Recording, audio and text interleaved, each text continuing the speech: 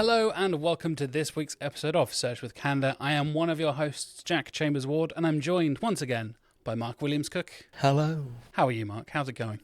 It's going good. I have been working this week on my Brighton SEO talk. I've got to the stage where I think it's awful and everyone will hate it. We were discussing this the other day when you showed me your slides so far, and it's like, they're all in the wrong order and I don't know what's going on, but what do you think? So I've accepted that's a natural part of the process. Yeah. But it's coming together and really excited to go down and see everyone and Very cool. Yeah. learn some stuff. So, folks, if you are listening to this, when it comes out on the 31st, Brighton SEO is next week. It's terrifying. It's crazy. It's going to be a big thing for us, obviously. Also our headline sponsor, which is very cool. We talked about that last time. We've got hoodies. I think we're going to get quite a few people in the blue hoodies. Hope so. Wandering around. We're hoping to get like a photo. Team blue photo. Team blue photo would be nice. Yeah, definitely. And you mentioned you were speaking. We're going to get into some highlights, things we're looking forward to, some talks and speakers and topics and all that kind of stuff we're looking forward to from Brighton SEO. And we'll also talk about a recent discussion about the volatility of Google. Is Google warming? Which I think is a lovely little pun from Dr. Pete Myers talking about not global warming, but Google warming and how often and frequent the updates are and how volatile they are and all that kind of stuff, which I think is something we kind of touched on a couple of times, but it's nice to actually get into some data from Pete's post on Moz. Shall we kick things off with some Brighton SEO talk? Yeah. I don't think I've told you. You know I'm driving now. No? What? What?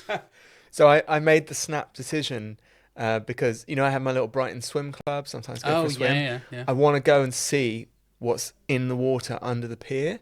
Right. So I'm taking all my diving gear down. Oh so my I God. have to drive. Wow. So I've arranged it and I've got a little dive centre there.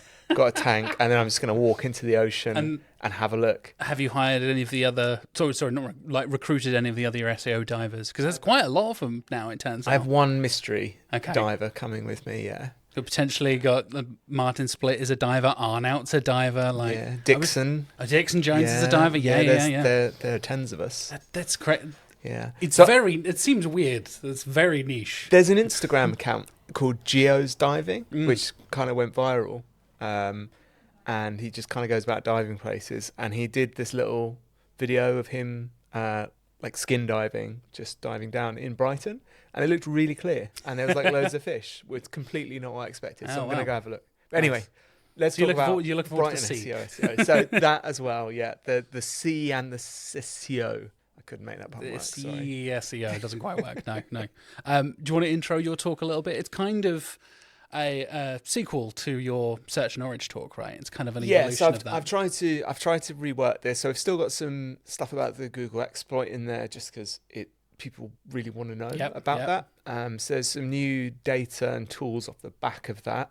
But what I've actually focused on more is this parallel with video games, right? So obviously, big video game fan here, and the kind of approach you can take to being good at video games and how that actually runs parallel to a lot of the ways you can approach SEO, because there's a very similar paradigm with the kind of systems you operate in.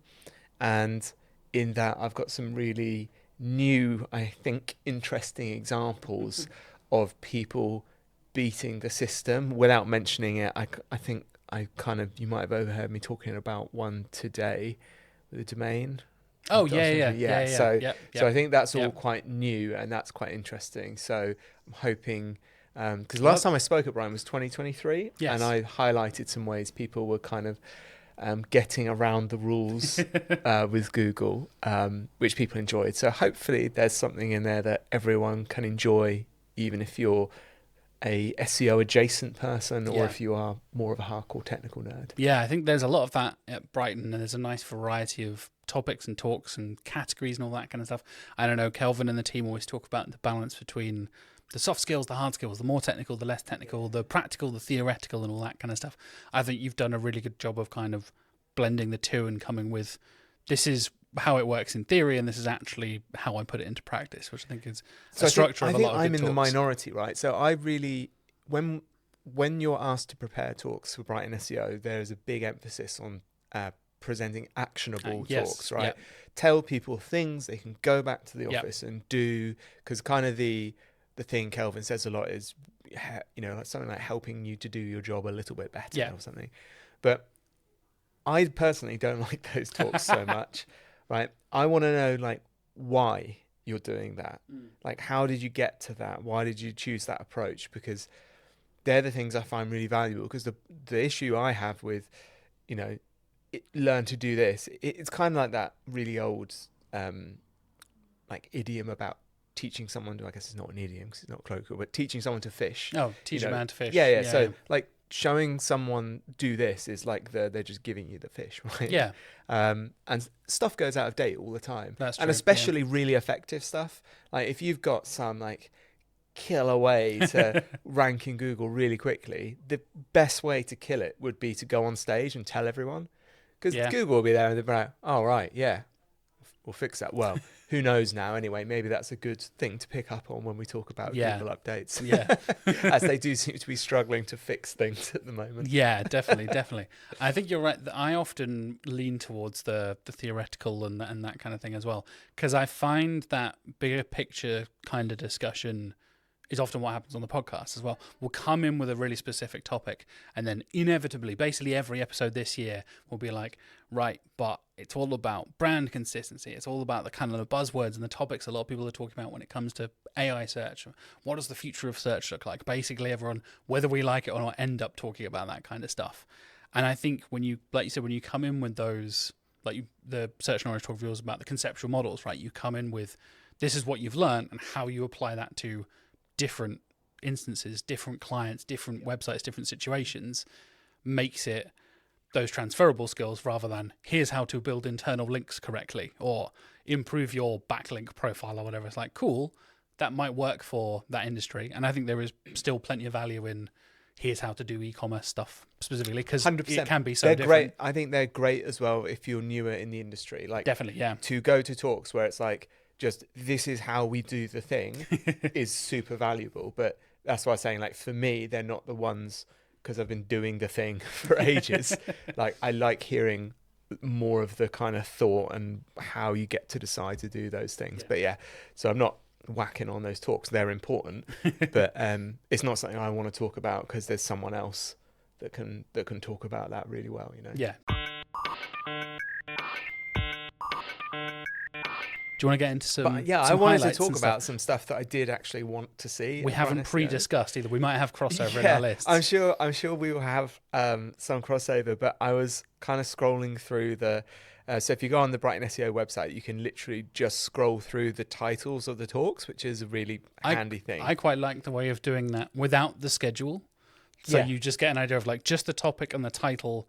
That can kind of, and then once you realize that, oh man, that one clashes with that one, then you have to worry about that kind of like scheduling thing, right? But I find it quite intimidating trying to plan my schedule all at the same time as well as picking the topics. Yes. If that makes sense. Exactly. So ones I think I'm going to catch this time round. So there is our friend Bengü is doing a talk called Custom Event Tracking in GA4 for SaaS, which is maybe a little hypocritical from what I just said.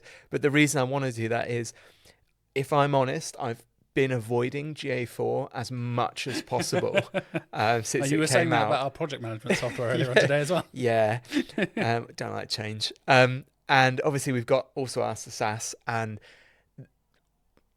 I shouldn't admit all this, but basically do like so little tracking on what's going. I just kind of go by the feels on it.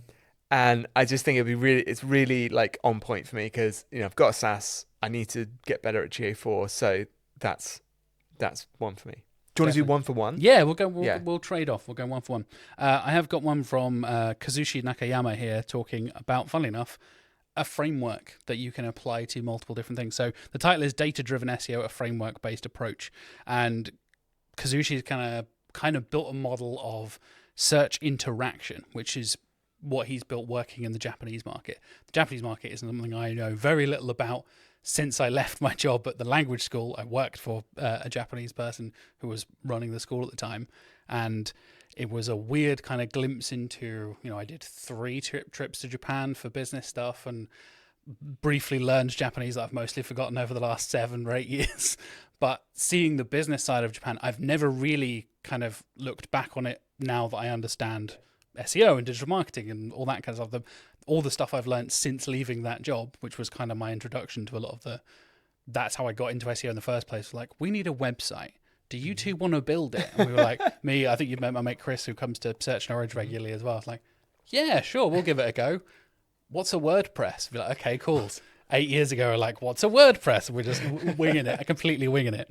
So yeah, Kazushi's talking about basically this methodology, from what I understand, that will be able to apply to different instances and kind of give you a perspective in terms of the bigger picture of your site, whether that's keyword rankings, whether that's focusing on like Google Update stuff, all that kind of thing. I always like a way of kind of putting it all together, not quite literally in like a client report kind of way, but I like frameworks, I like structures to be able to kind of connect the dots and bits and pieces, rather than, I know we talk about this all the time, right? Like just doing a technical thing and then realizing like, oh, there's a whole content bit I haven't even looked at yet, or whatever.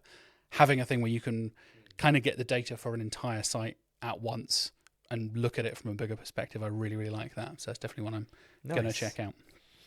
So I think next on my list would be, does structured data markup influence EEAT? You beat me to you've it. got it You up. beat So me to it. So this is Jarno doing this talk. So I think I know the answer to this question. However, I have never spoken to Jarno about structured data and not learnt something. Right, yeah. And I just feel sometimes when I'm speaking to him, and thank you for this, Jarno, he's just being polite to not highlight the things that I don't know too quickly. So I definitely want to go to that.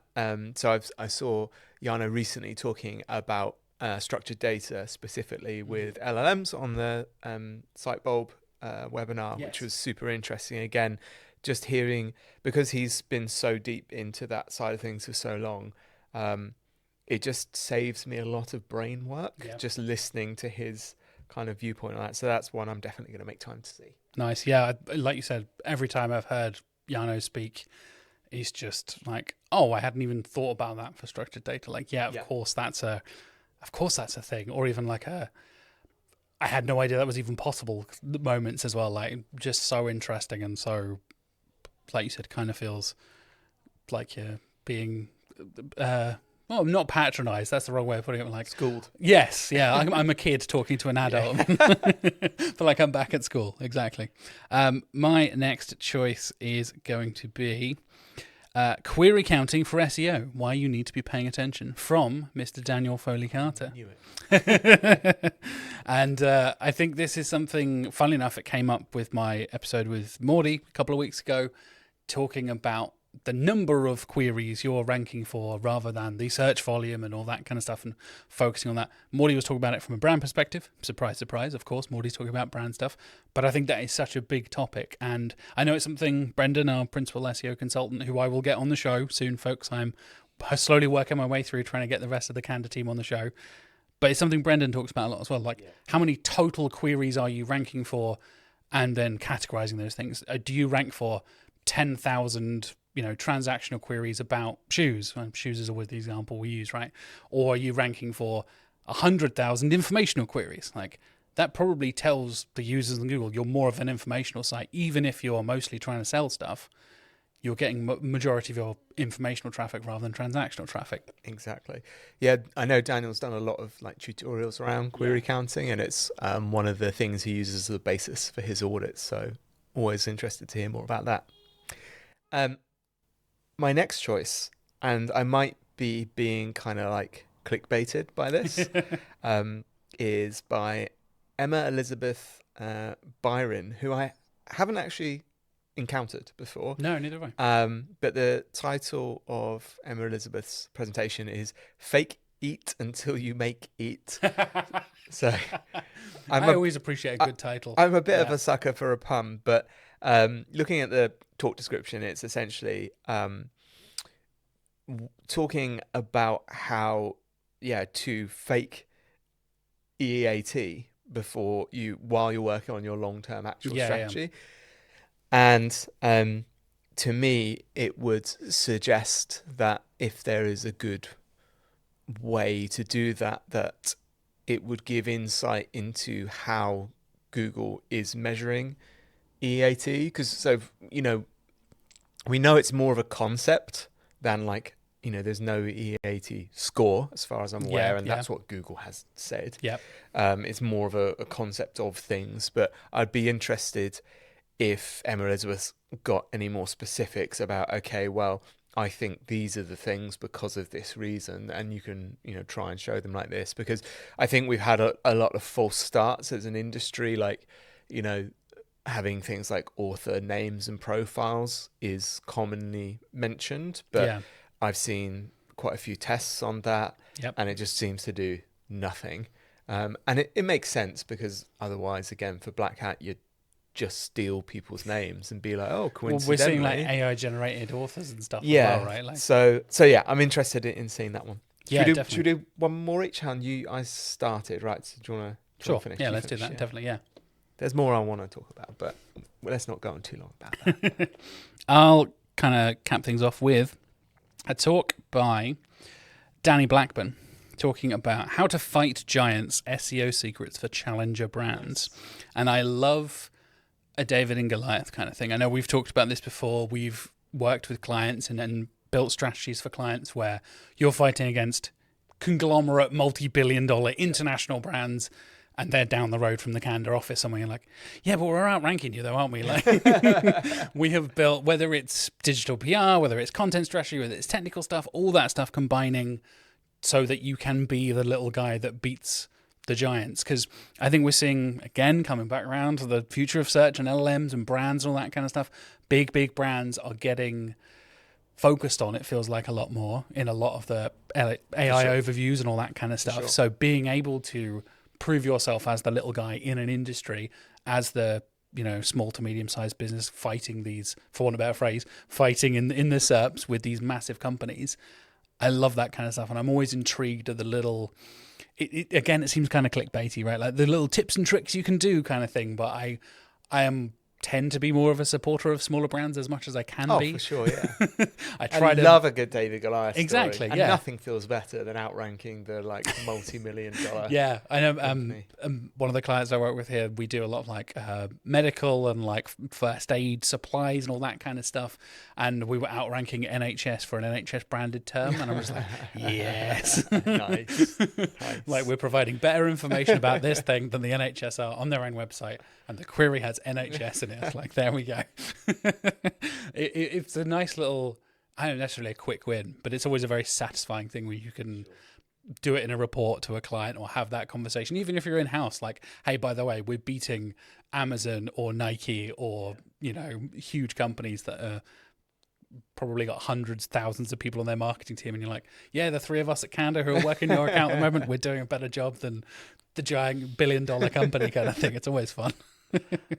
But yeah, there is loads of awesome stuff coming up at Brighton SEO. I know, obviously, Mark, you're doing a talk. I will be moderating on Thursday morning in Auditorium 2, which will be fun. So I'll be there all morning. If you want to come and hear me do intros, you probably heard me do on this podcast before. But it's all people I've never seen speak before that I'm moderating, which is very cool. So I'm looking forward to have such a good hype, man. And you're doing the live podcast. I am indeed, yeah.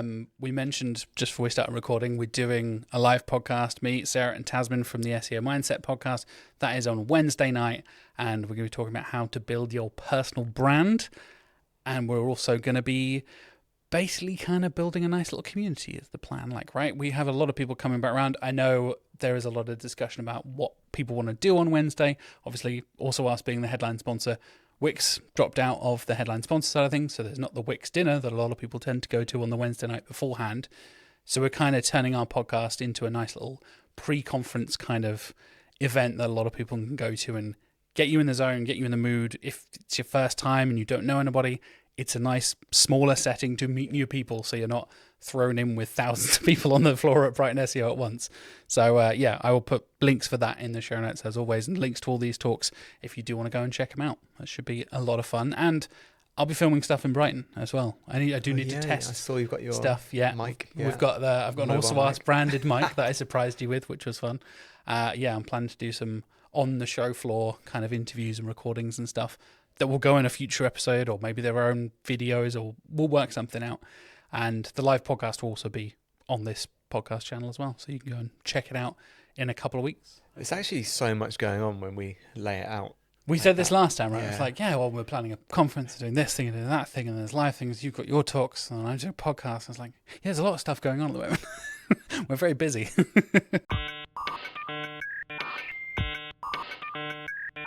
And speaking of being busy, Google is busy. There's a little segue for you. And this is actually an interesting article from Dr. Pete Myers, published on the Moz blog, talking all about, as I mentioned at the top, Google warming, which I love the little pun title there. I always appreciate a good pun title.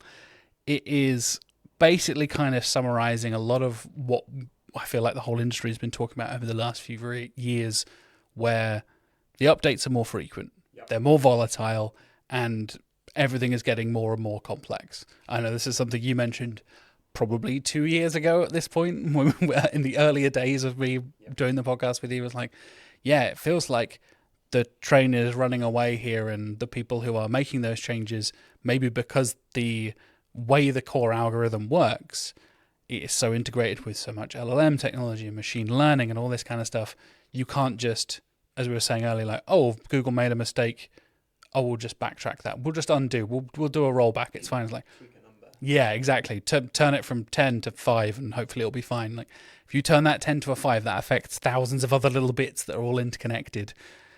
Do you think this is basically it? Like, it's just going to get more and more complex and more volatile? Or I know there was a talk recently about Google being like, we're going to do many, many more updates per year. It's not going to be the big typical days of your penguins and your big kind of like, you're going to get 2 or 3 a year kind of. You remember the era pre-penguin and post-penguin, all that kind of stuff. Do you think this is kind of where we're going to be for the future? Is just this constant, a little bit of shifting here and there all the time? Yeah, so I think the root cause for this is, and I think it's mentioned in the article, fundamentally how they're doing the updates. So say 10 years ago, when we had these more or fewer machine learning systems, fewer models, and it was more kind of, this is our scoring algorithm and it gives this number to here and then we do this. I think what's happening now is there's more in the background, training of models, there's an evaluation for how that model performs and impacts search, and if it scores better, then they'll roll it out. The interesting thing to me is that, so I think that's why we're going to see more regular updates, because it's kind of, they don't need to necessarily think, we need to change, this parameter, because these models are probably taking in thousands, tens of thousands, hundreds of thousands of parameters and tuning them and giving the best aggregate result for however they're choosing to score it. So a couple of really interesting things there, I think, are where previously an update might cause a specific issue, it's harder, I think, for Google to round off those sharp edges. So I think the most recent case I've talked about before is we had around just after maybe a year or so after Google released BERT, which was 2018, so around 2019, when we started getting ChatGPT 2 and 3 and that AI content came online. We had that second renaissance in niche blogging, because every new website was just ranking pretty much for everything, and then lots of people started exploiting that with AI content, and Google, obviously, however they measure the quality of their SERPs, they decided, they're worse. So then we got the HCU, the infamous HCU, for better or worse. But that's in itself created a whole load of other issues, right? Around, you said earlier, just big brands ranking or just bigger websites. It's created issues now with site reputation abuse as a specific tactic. Yeah. And I think if they're just adjusting kind of models inside this framework, it's hard for them to actually fix that. And I feel it's like we've just got this safe bet around brands at the minute. So it's like, as long as we don't go out of that orbit too far, it won't be too bad. So yeah, I think we will, as we all said, see more regular updates. I think we still will get big shifts, which is when they try and fix the underlying kind of exploits, if you like, which there are obvious ones at the moment. But I think they got their hands full anyway. With I saw Lily Ray gave some great examples that I'm sure will be in her talk. So Lily Ray's doing keynote at Brighton. Hell yeah. So super excited. I've never seen Lily speak it in person before. I can't never wait. Can't never wait. met her in person, never Can't seen her wait. speak in person. So yeah, really excited about that. But I mean, she showed an example this week of like an AI overview, just asking who were like the best SEO professionals, something like that. Yeah. And like, it's just wrong, just everything. Like, just fact, not like, oh, these aren't the best, but factually wrong. It was like, oh, here's such and such, and they're from this company. No, they're not. Here's such and such from this company. I saw another example of someone doing a local search for businesses, and Google gave like 10 businesses, different businesses in the result, and 8 of them had the same phone number. And it's just like, that's in the top premium real estate of their search results. So I just feel like that's probably the priority for them at the moment. And that's where we're going to see changes. Yeah. But yeah, it doesn't surprise me that, because I think that article was saying that the updates we've had more recently have been more volatile. Yeah, right? definitely. Results, Yeah. I think it's the combination of, so I've got the data here from Dr. Pete's article from 2009. Back then it was 375 recorded changes per year. So just over 15 years ago. In 2023, there were 4,781 launches and changes according to official. And again, that's more than always one a day. Yeah, just a bit. Yeah, that's like what, 15 a day, something like that, something 12 a day, something crazy. And I think you're spot on. Like the fact that we've seen so much of the introduction of AI overviews, and it's something I'll be talking about with Greg Finn in a couple of months as well. I just recorded it yesterday, but it won't come up for another 4 or 5 weeks. The nature of that, you said, that prime real estate, and that whole, I think the other conversation that's happening a lot as well as the brands is what you actually see on the SERPs, that how many pixel by pixel on the screen, how are you represented? Less so about literally your rankings, but actually the ads, the local packs, the AI overviews, the, God forbid, AI mode that is 15 pages long and takes over an entire SERP. How much of that stuff are you being talked in about? And that, I think, comes in to talk about what Dr. Pete is talking about when it comes to that, the volatility, I guess. Like you see AI overviews in general are much more volatile than the typical 10 blue links you would see organically. Like you and I could essentially search the same query and get a different AI overview result. Whereas if you and I search for the same query in a traditional Google SERP, we usually get pretty much the same 10 blue links, right? So that in and of itself is so much more volatile, and leaning towards the personalization stuff we've obviously been talking about for a while as well. Google introducing personalized shopping feeds, ChatGPT basically keeping a record of all the things you've searched and kind of personalizing and all that kind of stuff as well. I mean, does that mean we're not going to get the changes that we are even aware of? Like it's going to be so personalized or shift in such a way where every search is going to be even more unique, if that makes sense. I mean, I think why I'm always backing the kind of Google horse in the even in the AI search race is they've got 20 years or so of experience in working out which website is like trustworthy and legit, right? Yeah. Which is a problem that the LLM model creators don't have any real experience, infrastructure, data on, which is why obviously ChatGPT's been using Bing's index, although as I think we've discussed before, it looks like they are scraping Google as well. Yeah.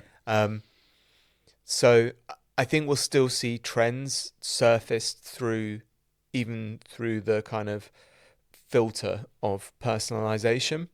I think personalization is always going to be a fairly light touch in that if in your personalization they know, we'll use our shoes example.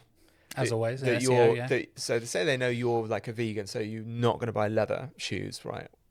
It's still going to say, okay, these are the candidates that I know are good within that, and that's the optimization, right? Because I think the prediction that I've seen, which I think is correct, is kind of the future is less traffic from search, but better traffic. So my company that just sells kind of vegan running shoes, I will maybe get fewer visitors from search, but the ones that come through I know are my customers, right? Yeah. Not the ones who aren't vegan and don't want to pay an extra 20% for the material and whatever process we've used. So I still think with that base optimization is still going to be as important, if not more important, I think. Yeah. I know that's something you've talked about with Also Asked as well, right? The change in search intent and how that kind of shifts over time as well. Obviously, the timeline feature on Also Asked being the thing where you can literally look back and see how the questions people are asking have changed about a particular query over time. And again, this is a subject that comes up a lot in basically every conversation moment, that conversational nature of interacting with LLMs compared to, you and I have talked about this many times before, like I kind of know what to type into Google to get what I want. Whereas literally speaking to, holding down the mic button and speaking into ChatGPT or Perplexity or whatever it is, feels far more like you're using natural language and all that kind of stuff. You get the ums and the ers and the buts and the, well, I kind of want a vegan shoe that's not too big and not too small. Needs a bit of stretch, but like not too much stretch. I would never type needs a bit of stretch, but not too much stretch into Google. But the way we ask questions vocally is different to how we type into it. And funnily enough, I was talking to Jessica, our director of strategy, earlier, like the way you and I growing up and remembering when we first got the internet, first got a phone, first got a smartphone. Generations now growing up live life with the internet natively and use things in completely different ways and interact with the world in a completely different way. Jessica was using an example earlier of like our nieces and nephews, like my niece and nephew just about to turn 13, and they only know touchscreens. They basically never used a keyboard in their life. Why would they? Yeah, of course. And the same My thing. My child swipes TVs when she gets near Exactly. them. Exactly. Many fingerprints. Yeah, exactly. People walk in and be like, they start touching monitors and laptop screens, being like, no, that's not. No, you need to use the keyboard. It's like, oh yeah. And I think the same thing is like the way we interact with search engines is changing. Like you're having a conversation in that way. Obviously, you can do that with. It's the advent of voice search. The conversation's been happening for 10 years. And this feels like that shift, right? But like you said, I think that gives. I just feel it's so bad at the moment. Yeah, like I agree. I'm not saying it's working. I'm using just your example of it needs to be flexible. This stuff, like I know exactly what you'd get from like an AI LLM based search from that, which is like, it's this. Yes, it's fully flexible and blah blah blah. It just like probably wouldn't be, because I've done the same searches like you said and had different results.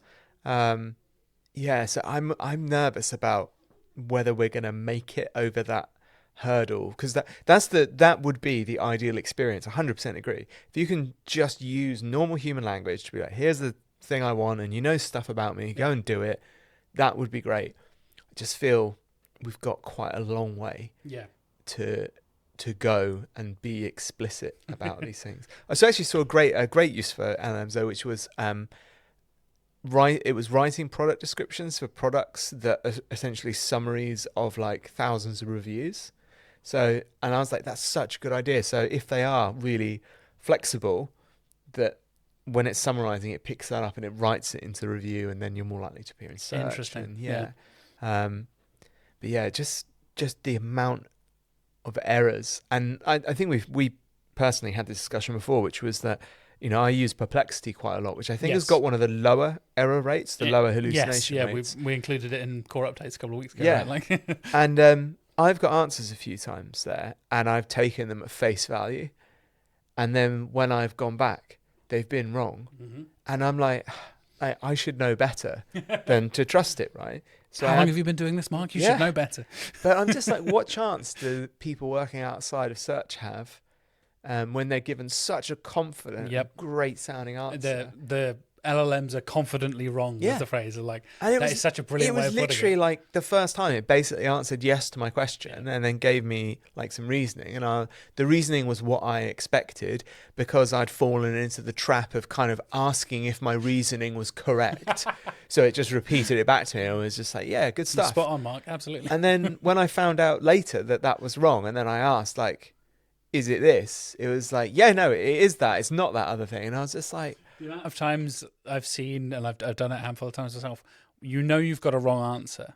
So you say, actually, no, LLM, you're wrong. It's this. And it goes, oh, yeah, sorry, it is that. Turns out it is that. Like, well, then why am I the one correcting you? Like, obviously, I'm literally training your model for you here at this point. It's fascinating to me. And like you said, it's the problem we have with these kind of predictive text on steroids kind of thing of like, it just says yes. It will confidently say, yeah, that's a thing. I don't know, I've used the example I use from my other podcast a lot. It will just like give me wrong details. Like, when did this film come out and who directed it and all that kind of stuff. I'm like, yeah, it's all this stuff. I'm like, no, it's not. I know it's not that. It's really hard to tell LLMs not to do something. Yes. You have to, it's like counter prompting almost. I feel like, because I have to like write really, really specifically, and maybe that comes back around to the conversational side of things, like the longer the prompt is or the longer the input from the user, it feels like you're going to get a more specific answer, like, don't waffle on, don't give me any deep dives, don't do any of your usual stuff. I want just 10 no bullet delving. points. Yeah, no delving, exactly, yeah. And again, the example I always use is like, summarize this film and its key plot points in 10 bullet points. And then the final paragraph is, it's a well-regarded film directed by Martin Scorsese that came out in 1975. It won. It's like, I don't care how many Oscars it won. That's not what I asked. I want to know the plot in 10 bullet points so I can put it in a doc so I can talk about it on a podcast. But it loves to just waffle on and add fluff and, like you said, say yes to stuff. And I think maybe that is like the negative side of that conversational thing. Like you said, normies who aren't in the SEO world and aren't as digitally aware, and again, tying into the conversation I was having with Jessica earlier as well, a lot of people growing up with internet and technology don't fundamentally understand how this stuff works because it just comes naturally to us. Like, I don't know how a car works, really. I vaguely do. I've studied physics. I vaguely do, but I'm not a mechanic. I don't know how this stuff works. And there was a brilliant conversation years ago on a podcast that was like, in a post-apocalypse, what skills do you have that are actually like useful? So if there's a big EMP and all the technology goes, like, can you cook on a fire? Can you do all the basic stuff that you need to do to survive? Could you build a shelter for yourself? I'm like, no. I don't know. I mean, I put some twigs together, I guess. Like, I don't know. Like, that kind of stuff, applying that to technology, not knowing how computers work, not knowing how to use a keyboard, all this like regression of digital skill stuff, and then tying that into LLMs being confidently wrong, but that's the only thing you have any experience with. You don't know any better. Yeah. You don't know that there is a bias, there is an error rate when it comes to predictive LLM stuff. You just go in confidently like, well, that's the only thing I know, so I assume it's right. I don't know, we've talked about this for like the artificial intelligence label that is thrown so comfortably onto things, and all of their bloody URLs and domains are .ai, which doesn't help. I mean, I think so in context of what we're talking about and Google updates and the volatility of them and how regular they are, and this, I guess, extra layer on top of AI stuff, they're important conversations to have with clients, and they're important conversations to have with stakeholders internally in terms of, you know, everyone will have their own different kind of conceptual model about how Google's algorithm works, but I would be talking to my clients or my stakeholders internally saying, okay, this is what we know are kind of the weak points in Google now, which explains why XYZ is ranking there. That may change in the future. We get these regular updates. Generally, they don't tell us what's happening in the updates, you know, letting them know that, yeah, normally it's a couple of weeks for things to settle down. And on top of all of that, we kind of have this AI circus stuff happening. And that's all, I would say it's almost a separate thing in terms of how that's working and how you perform in that and how you influence that. So, and it's fine as well to say you don't know. Yeah. I was talking to a client yesterday about a big rebrand migration thing, and they want to talk about forecasts and what's going to happen. And I made this point with them. Hello, Snoopy. Hello, Snoopy. I made this point with them that even someone working at Google wouldn't be able to tell you exactly what's going to happen here. Yeah. And that's fine to tell people that. I think a lot of people want that like definitive answer, but there is a lot of power in saying, I don't know. And I think a lot of people are afraid to say that because it makes you look stupid in front of the client and whatever, but actually kind of proves you when you know what you're talking about. Trustworthy. Exactly. Yeah, you know what you're talking about and you're trustworthy because you can be honest with them. Anyway, we'll wrap it up there. Thank you for joining me, Mark. It's always fun to chat and go in a million different directions on our way. Like I said, I'll put links for all the Brighton SEO talks you recommended. Each one's got its own page, so you can go and check out the schedule there. Of course, put a link to your talk, the live podcast, all that kind of stuff. And you can go and check those out in the links down below. We'll be back next month, post Brighton SEO, which is crazy to think already. It's coming up so soon. And I'm sure there'll be plenty of other stuff to talk about. Like I said, I'm working on getting other members of the Canada team on the podcast as well. I'll have Tabby, our head of search, joining me in a few weeks as well, which is going to be a lot of fun. We've already kind of gone through a 3 or 4 different topics. Oh, really? Yeah, both me and Tabby and our ADHD brains just bounce around being like, should we talk about this or this or this or this or this? Like, I like that. And obviously it comes from the topic we highlighted last month of the accidentally getting backlinks from LLMs thing that Tabby highlighted. We're going to kind of take a twist on that and talk a lot about LLMs and digital PR and link building and kind of the state and is it good to be quick or reactive or proactive and all this kind of stuff. I think it's going to be a really interesting conversation, and Tabby is super clever and has a bunch of really interesting perspectives, and I have like we were saying about Jarno earlier, like, oh yeah, I wouldn't have even thought about that. Oh yeah, of course. Oh yeah, that's so obvious now you've said it out loud kind of moment. So stay tuned for that in a couple of weeks. In the meantime, like I said, everything linked down below, and we will see you next month. I'll be here next week. Plenty of interviews and all that good stuff, and some live Brighton stuff coming up soon as well. Cool. See you then, folks. Thanks for listening. Thanks for watching, and we'll see you then.